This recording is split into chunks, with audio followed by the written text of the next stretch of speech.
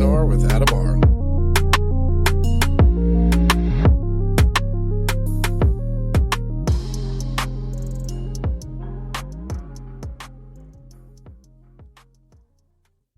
Welcome to 3PNR. I'm your host, Adam R. And joining me again is John DeMuary. John, how you doing, sir? I'm not too bad. How about yourself? Doing well, Florida. We finally participated in winter. It was terrible. Did you guys get some snow down there? No. It just got like in the 30s, and I'm not acclimated to that. That's not for me. So no, I hear you. We got into the negative 30s up here. Forget it. I moved. Well, when I did move here as a kid, I was promised we would not have cold winters, and that was just on a handful of occasions that turned out to be not the truth. But it's better than most. I mean, there's been, when you watch the news and you see some of the horrible shit that happened around the country with this blizzard and these snowstorms, loss of life, it's crazy. Yeah, it's things are progressing at a rapid rate. So I've gotten some of your videos you shared with me, and I will put the links to them in the description. But kind of, there one in particular that stood out to me was that entity on the bed. Oh my God! All right, so we were at the Dumas brothel, and the Dumas is the oldest running brothel in America. It opened in 1890 and closed in 1983. So you can imagine, a lot of stuff that had happened there. There's been a lot of different paranormal shows that have actually been to the Dumas, investigated, and you'll have to check those out. Let me know what you think. Me, I'm not a personal fan of it, but so I've been in the Dumas tons of times before, and I've got a lot of things, but I just got certified a couple months. Well, like probably 2 weeks prior to going in to the Dumas, I became a demonologist. And so I felt like something was going to happen. I just didn't know what. I didn't know if it was going to happen to me or somebody else, but I had this feeling that something was going to happen. So we're down in the basement, and I set my cameras up within minutes. All the batteries are drained. The REM pod's going crazy, so I'm like, shit, I got to pull my phone out. That's when I start circling the room, and I get to this entity just chilling on the bed, and it's kind of freaking me out. But at the same time, I don't want to be too loud. I don't want to scare it, because I'm trying to get this thing, and it doesn't fucking move at all. And I'm looking behind me because I got a couple people outside the door, and I'm making sure they're not moving. I'm telling them to move their arms so I can look to see, and there's no reflection. And 2 seconds later, I feel this burning on my shoulder. So I'm kind of excited, to be honest with you. I'm nervous, but I'm excited. And I'm pulling my shirt off and shit. And I'm like, oh, get this, what's on my back? And obviously you've seen the 3 scratches, and I've never seen scratches like that before in my life. Not that deep, not on anybody. So that kind of freaked me out a little bit. And some other weird shit's been happening since. But yeah, that's the gist of that video. What caught my attention is that you're in night vision, and that shadow, it didn't react to the other lights in the room. At one point, someone in the background is moving about, a female, I believe. And right. Nothing, it didn't move. In other words, nothing about the shadow altered no matter what happened in the room. It was fixed. And that, I couldn't wrap my head around that. I tried so hard to figure out, maybe this is some sort of normal anomaly or something that's, I just couldn't figure it out. Yeah, it was almost like it was stalking me. It just sitting there watching me. And, I left, we left probably about 45 minutes after that, not because we had to, it was just so cold, and there was only heat in one room. So I come back to the house, and I have a door just chilling up because I'm waiting to put it in. It's a new door. So it's because I've been busy with work and everything. And it's posted up against where the frame is at, but it's leaning up against the door. My bed is on the other side of it. And about 10 minutes before my alarm went off, something pushed that door on top of my bed and woke me up. and everybody else in my house was sleeping. So that happened. That was kind of crazy. I mean, is it possible that I hear pretty often that sometimes they attach to people, and usually there's these precautions people take to make sure they don't go home with them. Is that possible? Yeah, there's a lot of things that you can do. You can sage yourself. You can salt around you. You can salt around your house to keep stuff out. But depending on what it is, if it's just a regular spirit, yeah, that sage is going to repel it. If it's something darker like a malevolent spirit or even a demon, it's going to take a lot more than that. But I just find it kind of weird that, I took that course and then this happened. And I don't know if I sent you the video of me going back. Did you get that one? No, I didn't get that video. Okay, I'll have to send that to you. But we went back a couple weeks later, and it was super, super cold in there. We had to spend an hour in the room with the heater trying to warm up. That didn't help at all. So there is a picture, and I'll send you that too. There's a picture. There's a funny story behind that, and I'll tell you that here in a second. But we're going downstairs back to that room, and I got pushed down a flight of 7 stairs, and it was cold, freezing. So the story behind that with this picture I'm going to send you is here in Butte. I don't know if you've been up on the TV series that Taylor Sheridan's been doing with Yellowstone 1883. And they just filmed the first season of 1923 up here. Now, I'm a kitchen manager at a restaurant, and it serves health food, whatnot. So I got a lot of the actors and whatnot that come up there. One of them being Robert Patrick. And he was a regular, would come in every day and became super good friends with the guy. Well, he subscribed to my channel, and he's watching this video. And in this video, and this was the first video I did when we had gotten the Dumas to go investigate. We just did a quick walkthrough, and I posted it on the YouTube channel. Well, he was going through this video, and he's seen this fucking picture of this ghost in this glass fucking doorway. And he pointed it out. It's vivid as day. So that night, there's this picture hanging up, and it's of a woman, supposedly the madam. Now, story goes, this madam used to be a prostitute there, but she had made enough money. So when the other madam had retired, she decided she was going to buy the Dumas. Well, she had been married to a man, and she was making all this money, and she told herself, what the hell do I need a man for? So supposedly this guy had an accident down the stairs, but it couldn't have been an accident because his head was completely twisted around. So somebody broke his neck and pushed him down the stairs. Wow. And then I get pushed. So yeah, that was pretty intense. I'd spoken with a number of people about that residual energy, meaning like a time loop. So it would be like a time loop where these entities are replaying something over and over again, and you just happen to be a male in the right spot, right? Right. Yeah, they're reliving their death. They're stuck in that loop. Somebody has to help them get out of that loop because that's all they know, and that's what they're living. The hour of their death. That's crazy. It is crazy. There's another, and I was reading about this location in Mississippi. I don't know if I should say it. I told the guy, because he's going to come on a show. So, I'm going to leave that private. But a location in Mississippi where there's 2 entities that every day walk down the same dirt road. Every day. And so he's got some good footage that he's going to share with me before he comes on. I haven't seen it yet. I mean, I think he said, here, let me read this real quick.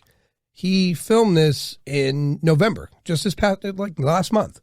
And he was excited about it. He contacted me because I got some footage you might be interested in. And so when I hear this, it's like they don't know. They're whatever realm they're walking around in, whatever plane they're in. To them, it's Monday, and they're doing exactly what they're going to do. Now, historically speaking, there's no people had died there, right? No one died by a car accident or it's just strange, bizarre. That is strange. It's got enough to where he says it repeats pretty often, where I marked it as one of my places to go to investigate. You know, when I get out and do the doc, that's going to be a location because it seems like it's pretty consistent. Right. So you're a demonologist now. What does that entail exactly? Well,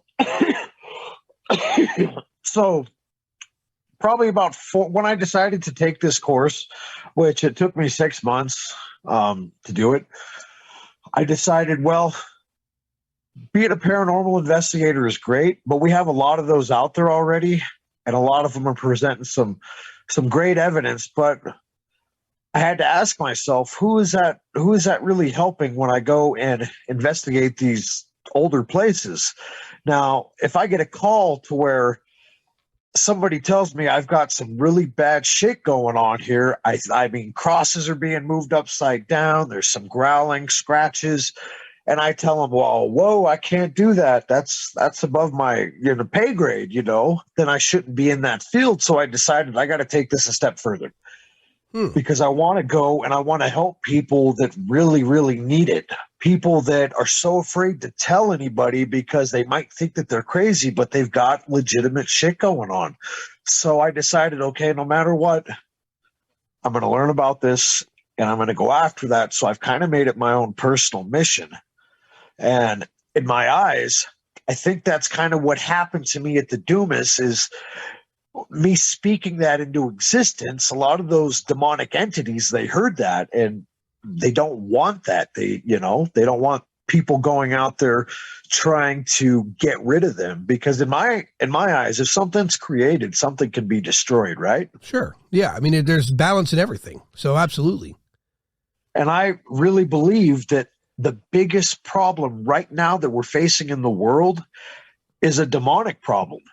People being possessed, people making deals with the devil. I mean, we're influenced every single day. Good influence, bad influence. And that's good energy and bad energy that, it's either trying to help us or hinder us. So I believe if we could get to the root of that problem, the world might be a better place. Perhaps. I mean, from everything I read about demons, the majority of the readings I have, they're influencers, right? And yes, most times if you want to get rid of them, it's just acknowledging them. Because once they're acknowledging, they know that you're there, et cetera, they tend to go away and wait for you to be vulnerable again. It's what I'm learning about it. And like for an example, when you're seeing an incident where there's crosses being desecrated and stuff, that are holy, that's geared towards that, right? That demon, because that's in the same kind of wheelhouse as one another. I'm under the impression, however, that there are entities that predate humanity and religion. This is a 4 billion-ish year old planet. I mean, it's an old planet. We don't know what lived here prior. There could have been multiple catastrophic events that eradicated life on this planet multiple times. And so some of the things you come against in the field, and I've heard this from several paranormal investigators that they just don't want anything to do with them. Some of the off podcast priests I'd spoken to, and even the on podcast ones, the religious jargon doesn't work against them because they don't understand. They don't comprehend it. It does not apply to them. These are entities that are around long before religion, long before people. A different race of beings may have existed here at one time. And prior to that, think about I'd spoken to my daughter about this a number of times. Why were dinosaurs and insects so much larger in that period of time? Well, there was more oxygen on the planet. More oxygen makes bigger creatures. And so we don't know the chemical makeup of Earth a long time ago. So when you have a residual energy or dark energy that's lingering around, what we consider to be normal physics and normal religious use today, to them, it doesn't matter. I mean, you're going in there and you're attempting to remove this entity, and no matter what you do, it doesn't seem to work. And there's so many people off podcasts. I do a lot of the off podcast interviews where nothing works. Whatever it is, it just doesn't go away. So to me, those are beyond demons. whatever they are, because they don't, and we have to probably do a little more studying into what it is that would remove them. However, demons, that they play in a wheelhouse that we could comprehend, right? Because if you look at you studied it. If you look at the background of them, they apply, their enemies, their mortal enemies are angels, right? So they have like the same rules they fall under. So in demonology, what are you finding in there that before you got into it, that has you a little, a step back a little bit? Well, it's, okay, with cleansing a house from a regular spirit, it doesn't take a lot. You do some sage, you do some salt, you're good to go. With a demon or a possessed object, or not a really possessed object, because they can't possess objects, they can attach themselves to them. For instance, if you want to get rid of something like that, you would have to burn the object with salt and wait till it's completely ash, and then dig a hole deep into the earth and cover it. And that takes care of that problem.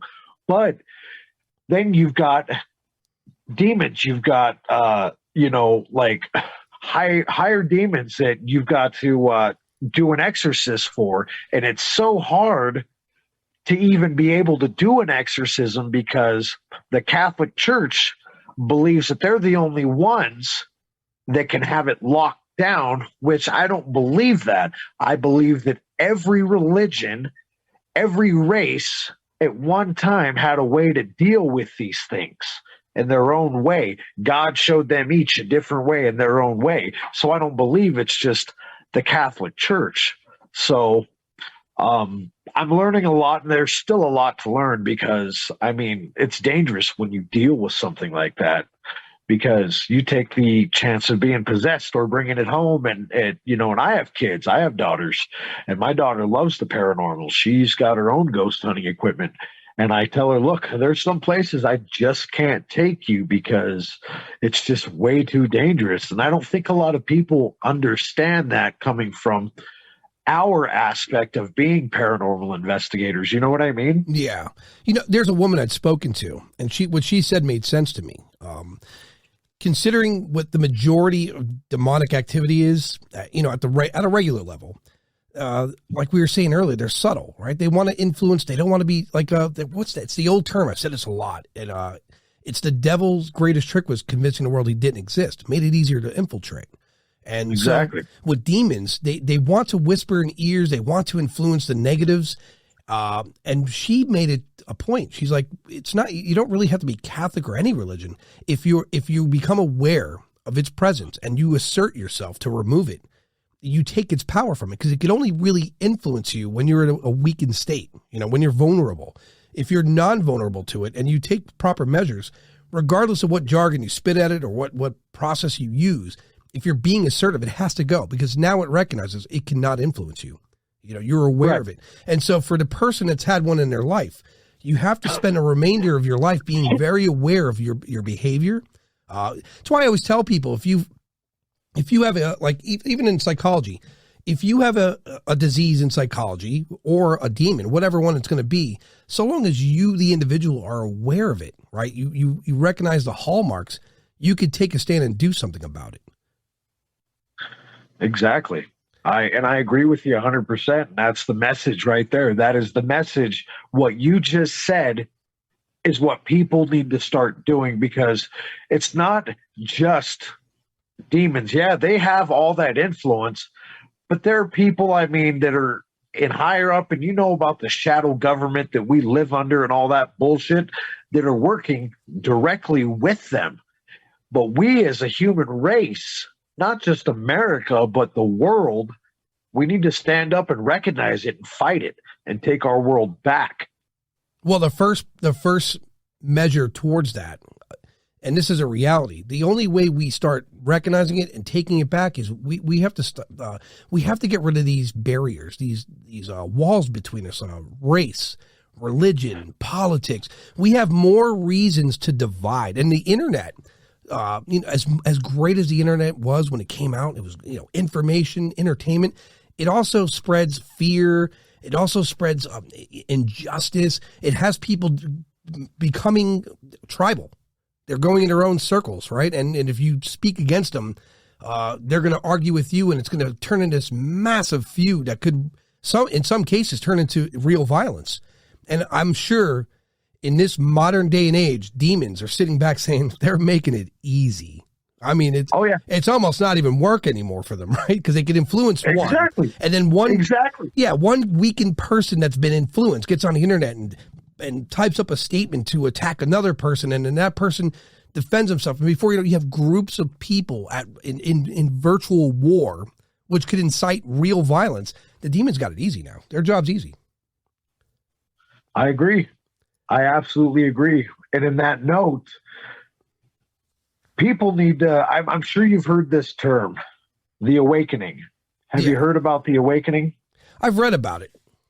Okay. And the awakening, all right, the best way that I can describe it for myself is I grew up in a horrible life.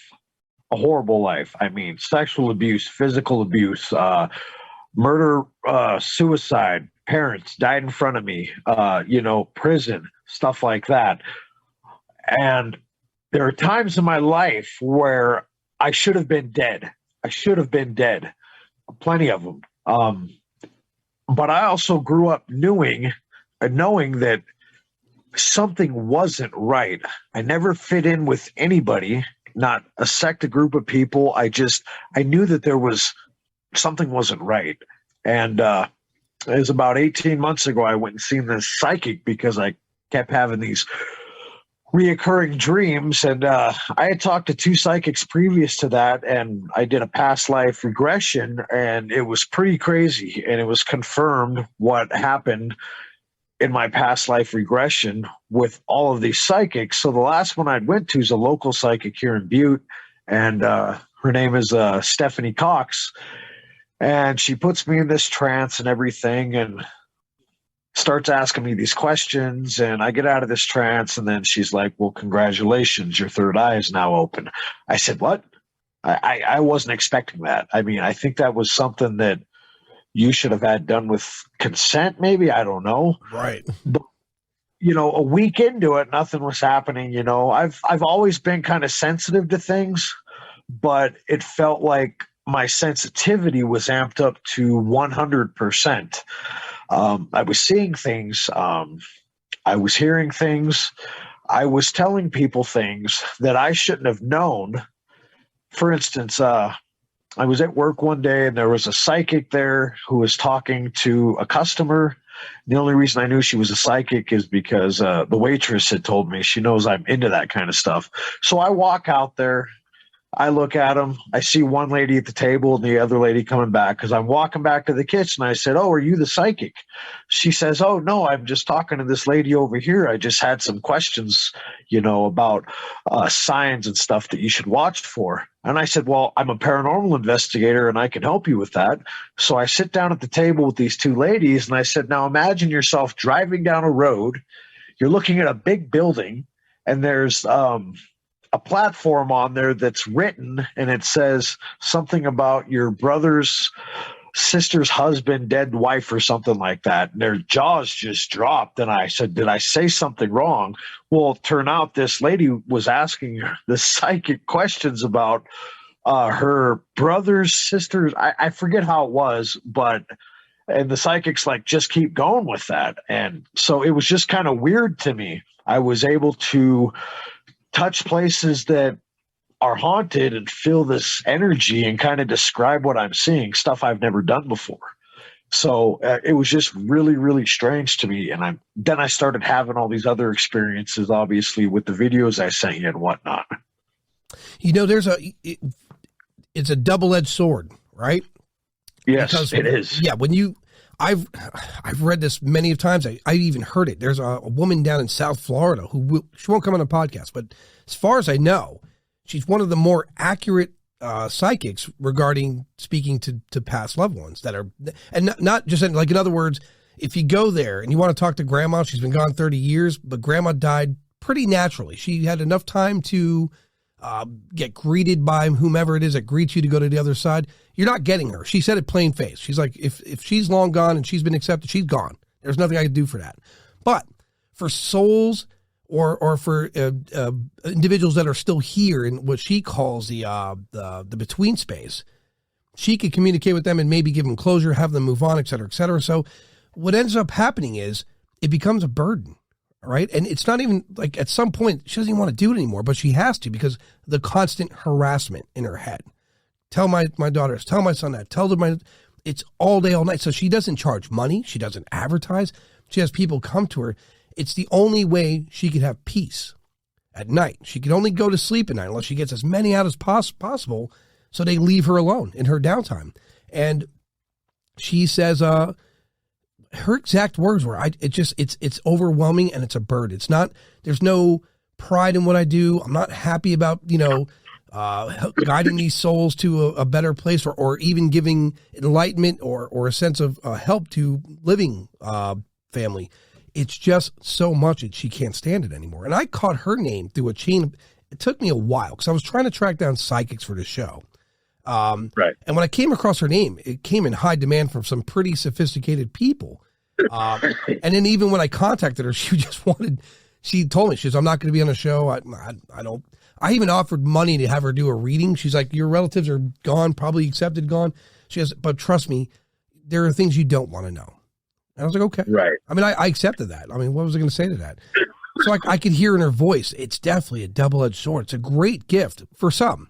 But then there's these others that when you are the buffer between the in-between world and the living world, it sounds like it's a challenge just to live that way. It is. It's like you said, it is a double-edged sword, but I mean, if you're given something, I believe you should use it for good, and help in any way that you can, because there's so many scam artists out there and people are just charging money and, a lot of people can't afford that shit, Well, yeah. I mean, look, there's evangelicals that are on TV that live in mansions and they have sports cars and private airplanes, and they take people who believe wholeheartedly in the religion and their God, and they twist it. I say this often: religion's a great thing till you have like a very self-serving psychopath at the helm. Then it's a danger. It's either a cult or some guy who's just in it for the money. I mean, the one guy in particular, Joel Osteen. Yeah, look at him. That's exactly who I reference. I remember years ago, my ex-mother-in-law really admired this guy. She's, he's such a warm soul, and because she was one of these diehard believers. And me, well, it's not that I don't believe in God. I just don't believe in religion, right? I think religion is dangerous because people say this often, blind faith. Well, blind faith is the same thing that flies into buildings. You know what I mean? It's how you measure it. And to honor a God or a creator or an architect, whatever you want to call it, you still have to ask questions. There must be some pushback. You don't blindly listen to some guy who's in a tuxedo who literally flew to your city in a private jet. That's a flag. You know what I mean? Or it should be. And I used to be this huge diehard Christian who lived in a box, and that's where I was. I was pounding it on people, but I was young and I was naive, and now don't get me wrong. I'm still a Christian. I do not go to any church. I don't press anybody. I don't, push what I believe on anybody. And I tell people, it doesn't matter what you believe. As long as we're all working towards the same goal, that's the only thing that should matter. It doesn't matter if you're a Muslim, if you believe in Buddha, if you believe in aliens. As long as your intentions are for the good, let's do it together. Let's make this world a better place. Agreed. I drew a line a long time ago. I grew up in a Catholic home, right? And right. I am not one to accept what I'm told. Never, not even as a kid. If you tell me something, I have to challenge it. I got to know the origins of it. I want to know why is it this, And so, and this happened to me in just my family and an extended family later on. And there's people that in my family, I'm not kidding when I say this, the Bible verbatim is how it is. Like they don't even question some of the stories like that. I put an example. I put the Tower of Babel under question. Like, we built this tower to go find heaven. God struck it down, and he changes by nation and language. And that's how they explain why there's different nations and languages and races. And then in my mind as a kid, when you're hearing this, you're like, we have NASA. We're well beyond the clouds. You know what I mean? Like we've exceeded that point. And so when you tell this to another person who's of faith and they start to, then tell you that while questioning God, you're going to go to hell. I'm like, are you kidding? So that's one step. And then later on, even during this podcast, there was a woman I was speaking to off podcast. She had some scary events in her life. She says a poltergeist, which is in German, a noisy ghost. So in other words, it's just a loud entity. So I contact a priest in her area. Now, mind you, this woman is Buddhist, right? Nothing she's done is to remove this. It's just lingering. So I on her behalf, I call a local priest and ask him, like, well, there's a woman in your area. Before I give your name, this is what she's up against, and what do you suggest? And here's what's about her. And he says, well, we can't do anything until she turns to Christ. I almost fell out of my chair. I was like, you're kidding. Unless she converts, that's it. And so I then called another shaman in the area. And it took me forever to track this person down. And, even she said, well, it requires a certain kind of faith. And I'm thinking to myself, like, my goodness, why is there not a science to this yet? I promise you, dark entities don't care about religion. I guarantee it. Like I said earlier, unless they fall in that wheelhouse and they're a demon, and maybe there's some rules they have to abide by. But some of these entities that predate humanity, they don't give a shit about what religion's going to say to them. This woman, Buddhist woman's had everyone come to her house, and nothing works. And so it reaffirmed to me as a kid, when I was a kid, saying, I feel like, God is an architect, the creator of all. Because if you look at the universe, and if just look at our solar system, without the moon being exactly where it is, it's the only moon that we know right now that does what it does. Without Jupiter being where it is, and the mechanics of our solar system is what really makes life sustainable here. At the end of the day, and it seems intelligent. It seems to be an architect, a design in a sense, right? Because it can't just be randomized. It's crazy to think that, but I can't frame it in a religion, because you watch what religion does here on Earth and in every form, and people fly into planes because their religious leader says this is what you must do to honor thy God, et cetera, et cetera. And then you look back in Christianity over the years, and how many people were massacred in the name of that. And undoubtedly, honestly, if we're going to talk about religion was started to control the masses. Mm-hmm. You see what I'm saying? It was started to control the masses. I agree. What started out, for instance, the Bible, for instance, I've read it a lot. So very familiar with a lot of the books and whatnot, but even I started to question the books. And I'm not saying that God didn't put his message in there and people would understand it. He would never leave that out, but I'm saying stuff was added that probably shouldn't have been added. And then stuff was taken out that shouldn't have been taken out. So, what I tell people is, we are created his image, apparently. So God is he's funny. He gets angry. He probably gets hungry. He probably drinks water, because that's all the stuff that we do. He was probably jealous at one time, or still is. Who knows? I tried not to ask a lot of questions, because when I do, I do ask a lot, but when I do, it kind of drives me a little insane, because there's really no good answers, because the universe is so vast. We have no idea. We haven't even touched the tipping point. We're not even close. So there's just so much out there. And for people to be so petty with what they're dealing with today just amazes me, when people especially bring religion into it. It's all about humanity. It's all about human beings. Doesn't matter if you're white, black, yellow, or green, or whatever. We all fucking piss the same. We zip our pants down and go to the bathroom. We're all humans. At the end of the day, I believe that humans will finally realize that and decide to do something positive instead of negative for a change. Agreed. Like you said earlier, God made us in his image. I heard this as a kid, and I came to the realization, there's a realization there, when he says he made us in his image, you look at Earth and how diverse it is, right? There's white people, black people, Asian people, Spanish people. There's all these different races and cultures, and they're all really intriguing and interesting, right? I don't think he made us in his physical image. I think we're representative of what our soul, our consciousness, same thing. I think we're all part of an energy created, because if you think what God would be as an architect, he's just a higher, more elevated energy. Or I can't even say it, because I don't think it has a gender it plays by. I think it's just a greater energy, and that's the replication. And so when you look at Earth, and now we're discovering more Earth-like planets, and I really want people to understand this, and this is why I bring up religion and the paranormal, because I hear people who suffer. I get these and they're not, I can't have them on a podcast because some of them are only 10 minutes long. It's just they're suffering so deeply, they don't want to even discuss it over a phone. But I hear the chief complaint, and a chief complaint with the majority is that nothing works to remove the entity, not even any form of religion.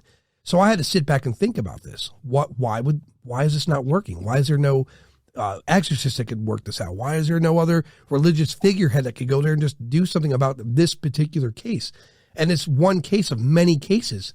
It dawned on me, they're not playing by the same rules as humanity, right? Their energy's different.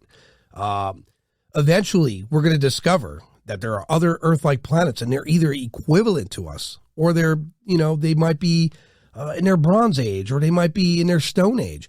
But the likelihood, and this is why there's companies or groups like SETI where they're looking for radio signals. Now, let's say, hypothetically speaking, the next galaxy over, there's an Earth-like planet. We know it's there.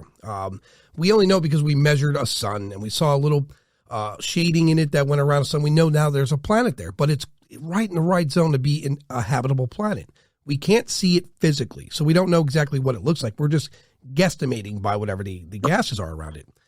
And so what this all ties into is it takes 100,000 years or greater for a radio wave to cross the Milky Way. Now, that's just our galaxy. Now we're talking about a whole other galaxy that's even further away. There's no chance in our lifetime that we're going to communicate with them. It's going to be well later on. I mean, consider it's 100,000 years for a radio wave to go across the Milky Way galaxy, probably much longer than that to reach another galaxy. It's going to take something really beyond sophisticated to accomplish this. And so if there's life elsewhere on other planets, and then we have a paranormal phenomena here on this planet, it must exist in other planets. So there's a link, and that link is a greater energy.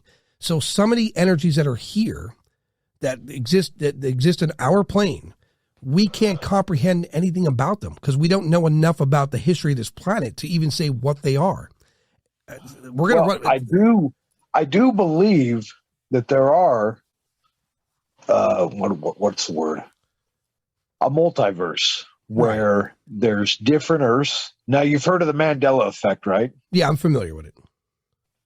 I believe that scientists did something and messed with our reality and crossed a part of that over with another reality and mixed it in, because there's certain things that people remember and certain things that people don't. Yeah, it makes sense, because someone told me once, I just had this conversation a couple days ago with a friend of mine. Why can't psychics see the lottery numbers? And I think, simply put, it's because there's multiple timelines. That there's a stream of time that we live in right now, and to forecast the lottery would be one timeline of who knows how many. And in other words, John DeMuary wakes up tomorrow and he goes for a jog. But in another timeline, John DeMuary woke up and went fishing. And in another timeline, he woke up and just started playing video games. So in other words, it's hard to predict the future, because depending on small acts of today, you could almost not understand what's going to happen tomorrow. So it's unlikely you could get the lottery numbers.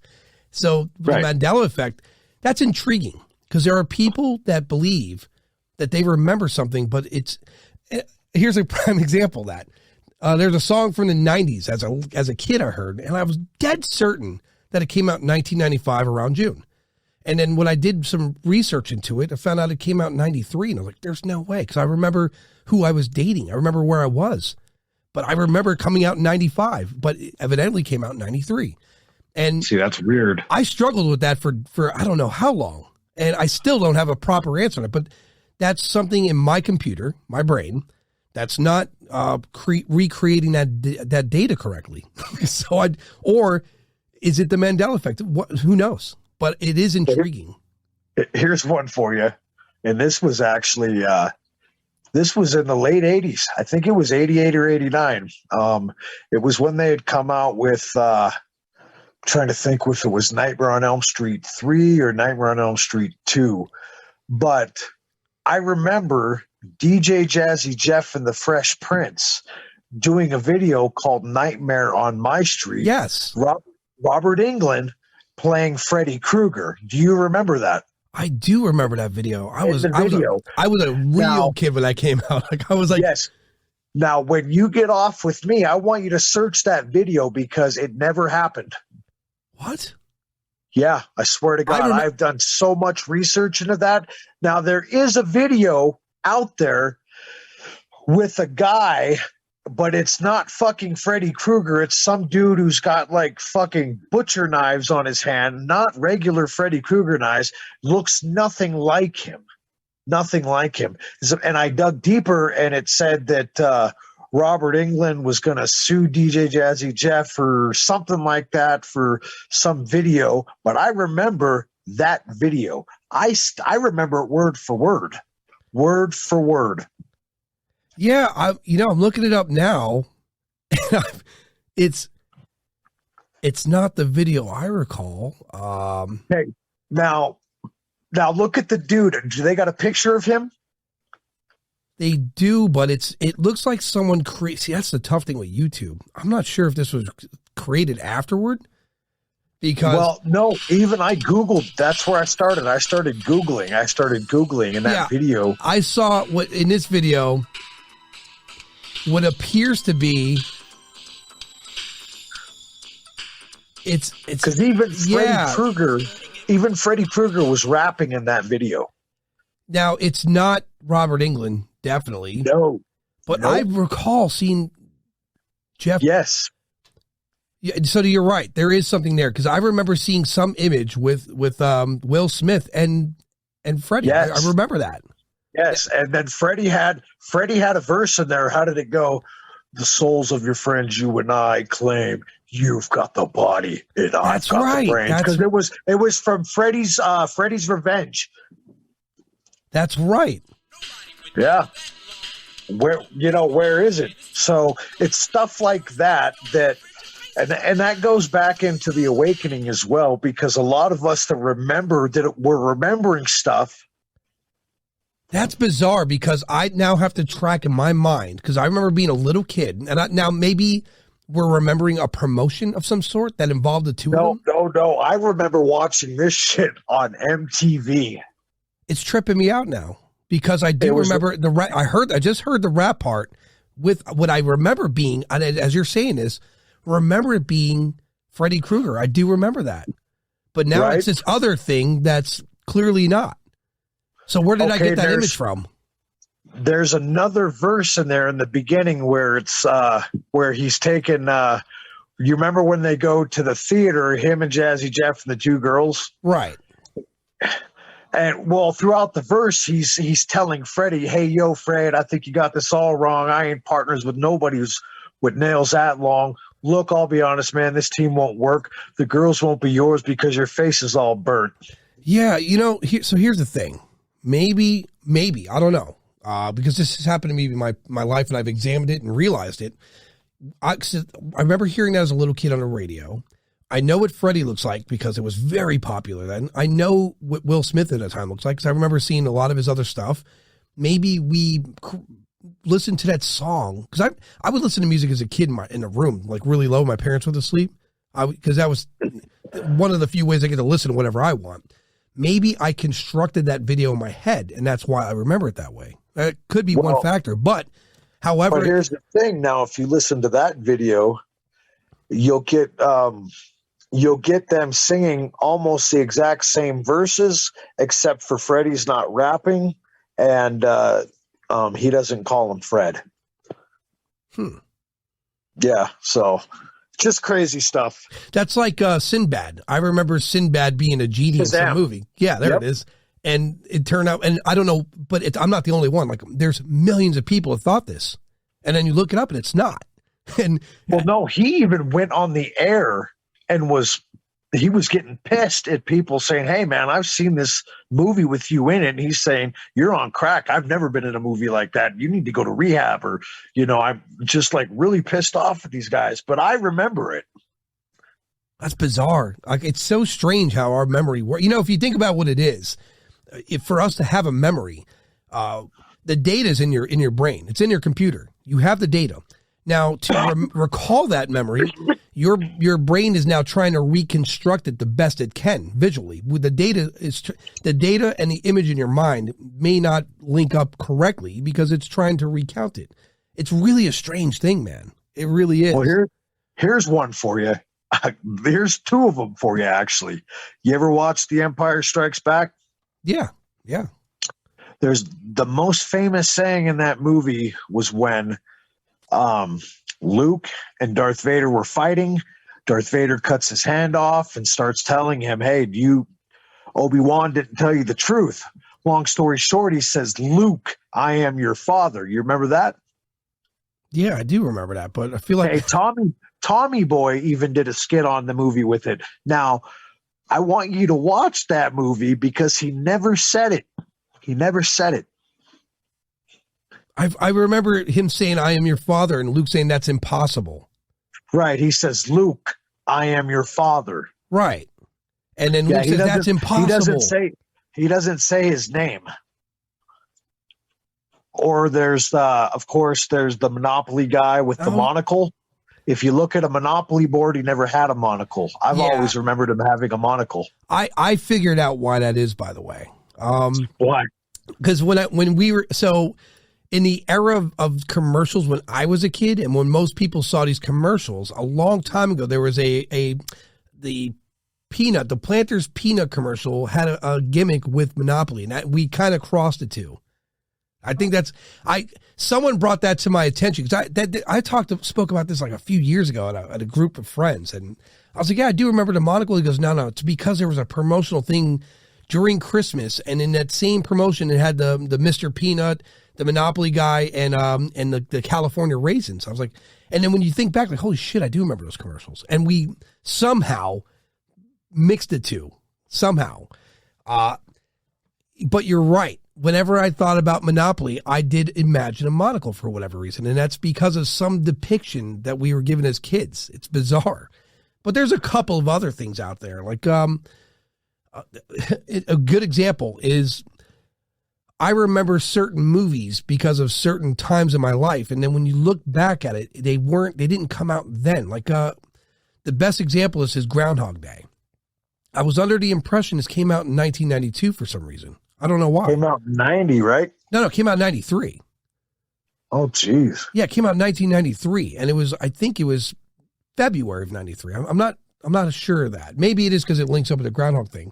But I was dead certain that I remember watching this movie with a particular person in my life, but that person was not my life. Guaranteed not my life in 93. So why do I recall watching that movie with this person? I don't know. I have no idea. That's so strange. But it's little things like that, and these are my personal ones, right? So then you take the effect of the large scale ones, and there's so many that I've read about where even when I was watching a video about it, I had to stop and pause the video like, wait, I do remember that. Why is it not, it didn't happen? So I'm not sure how much of it has to do with urban legend or people. You know how people are. Right. If I tell John, like, hey, John, I threw a rock at a car the other day. In 5,000 years, it's going to be, I threw a rock and it blew this car up, right? Because that's what people do. So I'm not sure how that came to be, but it's really bizarre. And all of this stems back to perception. And that's where you get like the paranormal and demonology and ufology. When we're out there investigating, it's why it's unsafe. Like, it's safe to have a team because you would want more accounts, more perspectives. Because our imagination plays tricks on us. And we know this because in our childhood, another example, I tried to remember a Christmas present as a kid, and one of them, I don't know if you remember this, but they were like these bug people, and they had like a flying bug. For one of the toys was a larger bug that the other guy could sit on, and I remember them being greenish, like a metallic green, but when you look at the pictures, they're blue. So why did my memory recall green? Well, that's the data's there, and it's not like a memory of something like if you remember your car, you drove it every day. That's different. You can remember small details, but there is that one chapter of life, that 1 year you played with this toy, and when the data in your mind is trying to be reconstructed by your brain, there's some inaccuracies that might be there, and so for being a paranormal investigator or ufologist, it's good to document with film, because film, of course, can be altered, but it's a better recount because we see the tricks our mind plays on us in most cases. It's scary business. And right. There's the added effect that we sometimes our imagination runs away. And I'm guilty of that because I want so badly to see something. I'm one of these weird people that if I hear the noise in the house, I got to go investigate. And then how much of that is my brain hyper focused on seeing whatever it is I want to see, and then it created that image. You know what I mean? That is an explanation for it, or it's the next explanation is that you're seeing what you're actually seeing, and you're not making it up, or the stuff that we remember believing actually happened, but there's something bigger playing in that. You know what I mean? Yeah. Bigger, I mean, by influencing us or telling us lies because we believe. I mean, for instance, we all here in America, we all were born at a hospital. We all went to an elementary school. We were all taught the same things. We were all told to do and participate in the same programs in school, whether it be football or cheerleading or chess club or whatever it may be. Then we were told, hey, we got to go to college. We got to have a career so that we could get a White House and a picket fence. Right. So I feel that everybody in America, well, not everybody, but the majority of Americans right now are still living under that thumb, and that is why they can't see anything that's going on around them. Yeah, it's perception. And then not only that, I'm under the belief that like psychics or certain people, I just think certain people have software that other people don't have. I have never witnessed anything, John. And for a while, and this is why I do the podcast. Eventually I'm going to go do a documentary because I want to get out there and look. I have the responsible thing for me to do is I form a lot of opinions on the show. I form a lot of opinions based on theory, based on what I learn. I don't have doubt in anyone. I believe in retaining information. I don't think there's bad information. I just think you have to learn how to screen better, right? And so that being said, eventually I'm going to have to go in the field and look and search, but I'm also under the impression that some people have other software that they can perceive things that other people can't. There's examples of this in life, and I say that I always default to this one. This guy gets into a car accident. I think this is late 90s, has a traumatic head injury, comes out of a coma, and all of a sudden he can play piano at a master's level. Out of nowhere. You know what I mean? He can comprehend music like no other. It's phenomenal. So there's definitely something with perception. Oh, check this out. I text a friend of mine, right? Said, do you remember Freddy Krueger rapping in Will Smith's video, blah, blah, blah? He says, oh, absolutely, 100%. And then he watched it. He goes, wait a minute, I don't see him in there. Told you, dude. Yeah. I told you. I had to text him because I knew he was a huge fan of that in that era. I remember he's older than me a couple of years. So I knew to a certainty he would remember that video. And he said, yeah, 100%. And now he's saying, wow, yeah, that's crazy. Right. So he remembered it too. And he's a pretty diehard fan of that era. So I don't know. And see that? I mean, like literally there's some legitimacy to whatever scientists or whatever governments are out there experimenting or whatever. Something happened that altered what we got going on. And I'm not saying it was a huge alteration, but just enough for people like us to say, hey, wait a minute, something's not right here, man. So I got to ask you, in the realm of paranormal, and obviously for hundreds of years, for more sophisticated in the last couple of decades, but prior to, we've been researching the paranormal and the question of what happens when we die for forever. So right. really there's been no conclusions. We've all had fantastic things happen that we've seen or witnessed or recorded, but nothing that's conclusive enough to bring it to, say, a congressional hearing. But what I do think is, so there's been incident, like a couple of occasions where our sensors would pick up something abnormal. And a lot of these people use Connect to try to find the entity. Are you familiar with that? Yeah. Yeah, I got one actually. Yeah, and there's a case where an airport facial recognition system was picking something up, so much so that they replaced it, and even when they replaced it, it was still picking it up. So what happens? What do you think happened here? Do we humans find out the truth about the paranormal, or is it later on when AI takes over for security, do they find out by using the instruments that are detecting them? Well, hopefully we get more answers before all that happens. I'm still holding hope for humanity. But a lot of that equipment that's being used, for instance, I have a Connect. I have used it, but it's not 100% accurate. Right. What I have found to be the most accurate, is a REM pod. I have a spirit box as well. It's a Huff paranormal box, and the responses out of that are clear, so you can understand it.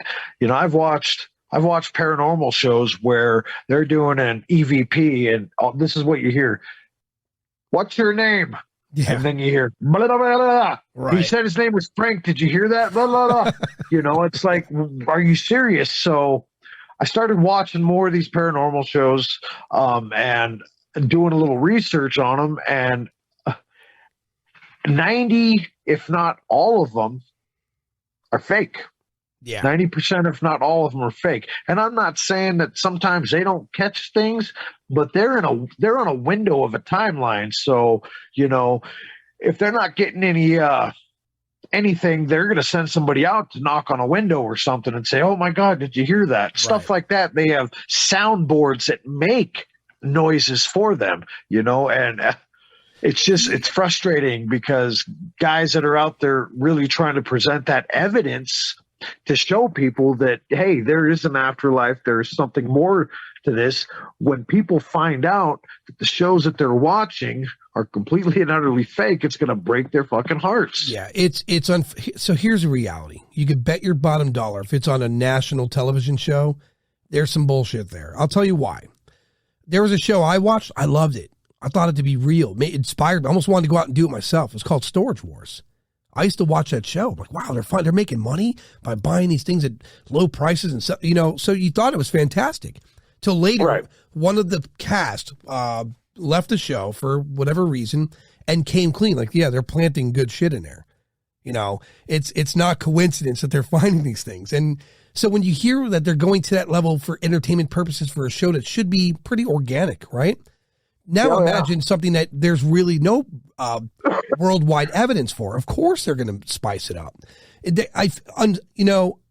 There's probably were some people that started out as investigators in paranormal. They got picked up by whatever big national television show. And for the first season, they were probably like, well, it's cool, but we need you to amp it up. We need more viewers. We need this to happen. And for those that didn't necessarily say, well, hey, I'm on board with that, maybe the producer like, all right, when they're over here investigating, send blah, blah, blah over there to pound on something or throw or whatever you got to do. Think about this. If you had a two-way walkie-talkie, you could almost influence some of the things you guys use for investigative work.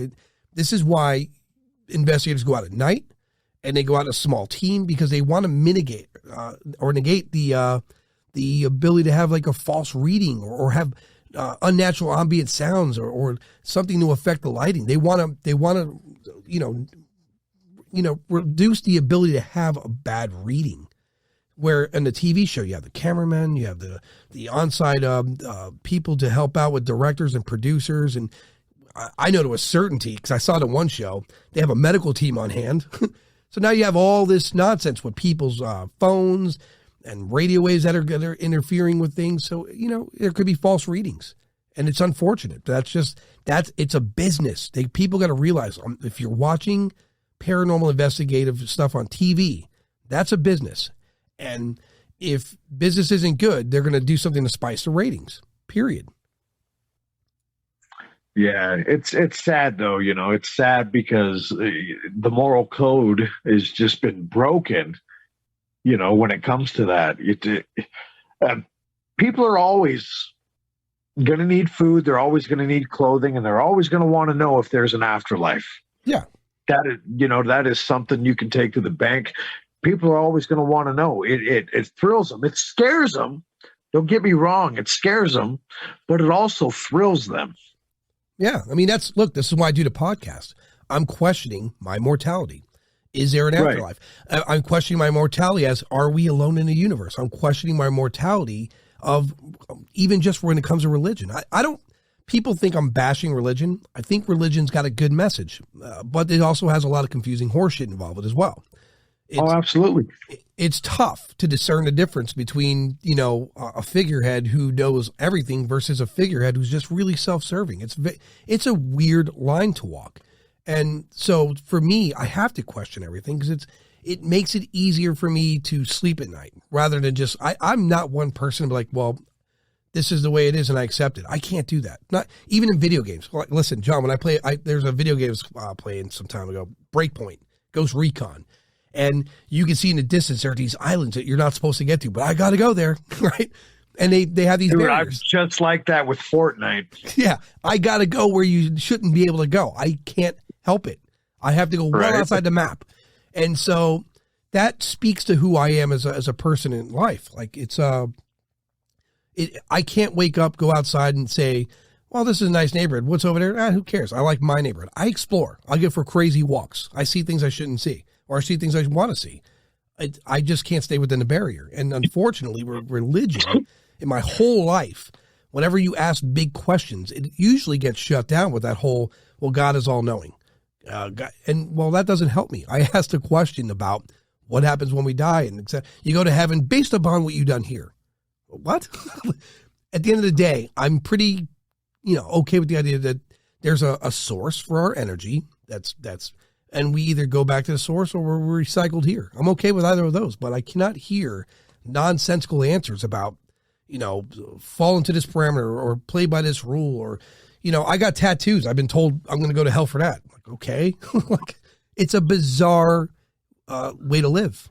And we're the only living things on the planet that live this way, But like you said earlier, I believe I believe we make mistakes all the time. But I believe if you approach every situation with love and respect, at least trying, then it's all that matters. Well, yeah, really. Like you said, just be a good human. You know what I mean? Yeah. Like, if you have to read literature to tell you killing another human is not okay, maybe you should be checked out. You know what I mean? Touche on that. Yeah, I mean, like that's unfortunately religion does control masses of I don't know, people that just don't know better. Like, I wonder how many people, if you came out and said God's not real, how many people would just kill somebody or rob shit? Would know. Oh, well, if a person believes that, okay, well, this is just all made up, then I'm going to do whatever I want, Yeah. But it's not even about that. You've got a limited amount of time on Earth. A home that was given to us, created for us. Make the best of it, Really? Get out there and help somebody. Unfortunately, with humans, like if it ever, like, not that ever will, I think there's an architect, a creator, but if someone ever convinced the world that God wasn't real, there's going to be dudes who are like, why did I marry this? Why am I still married? Why do I take care of this person? Pay taxes? That's crazy. So there's these people. And this is, I think law enforcement is a great thing because it keeps people in check. Unfortunately, as recently, there's the defund police, blah, blah, blah. It's all horse shit. You take away the cops and you know who's going to step in? The opportunist, the real criminals. Because they would love to govern and say, yeah, come to us for protection, but pay me every Friday or I'll kill you. Right. There's no order to that. So it's the humans are scary. We're scary. We're a scary breed of creature, and not the scariest. Because if you ever I watch a lot of documentaries about animals. That shit's scary, because there's no there's leaps and bounds of where the lines are, and they're very blurry about the social standings of animals. Animals are dangerous, period. That's why I see these people that have like pet tigers and you're playing Russian roulette. That's a wild animal at its core. And imagine having a pet tiger, and I have a cat, right? I have a cat, a little cat. And when it gets in a bad mood, it'll claw you, it'll hiss. Now, scale that up 100 times. You get that tiger in a bad mood one day and you're trying to play with it, it's over. Oh, it's over. Done. Yeah. It's a bad deal. But in any regard, John, we had a good long conversation. Is there anything else you want to add before we close out? No, well, actually, I was thinking, how, we were, been playing back and forth for the last 3 weeks, and it was like, something's trying to keep us from not doing this. Yeah, really. So I'm glad we finally got to do it. I feel like we did have a great conversation. Honestly, I feel like it was better than the last one we had the first time. So yeah, we covered a lot. I mean, it's good information. It's fun stuff too. I mean, unfortunately for me, I'm going to think about this Jazzy Jeff thing and the Freddy Krueger thing all night, because that's plaguing me. Well, definitely watch that video. But yeah, if and when you do your documentary, you should probably think about coming here to Butte, because you say you want to see and experience some things, and I tend to have that around me. I'll knock on your door. Listen, this is why I do the podcast, and I select the guests I select. I'm building a network, so when I do travel, I know someone everywhere I'm going. You know what I mean? Nice. I'm not going blind. I'm definitely not going in blind. On the show, I form a lot of opinions. It's a lot of theory based on what I learned, mixed with my imagination. But at the end of the day, I don't have any answers. I don't know anything. I'm just going to go out there and look. And I will decline, and I have declined. Some people, I heard I was going to do the podcast or the documentary, and they're like, they offered to throw in or I'm not going to be controlled. I'm going to grab my equipment, and if I see stuff, great. If I don't, oh well. But I'm not going to add shit where it doesn't belong, right? There's no reason to sensationalize it. It's going to be a raw documentary of everything I come across and the interesting people I meet, some of the cultures and so on. That's the way it should be. Exactly. Anyway, for those that are listening, I'm going to say good evening, good day, good night, or whatever it is for you. I'm going to talk to John Post.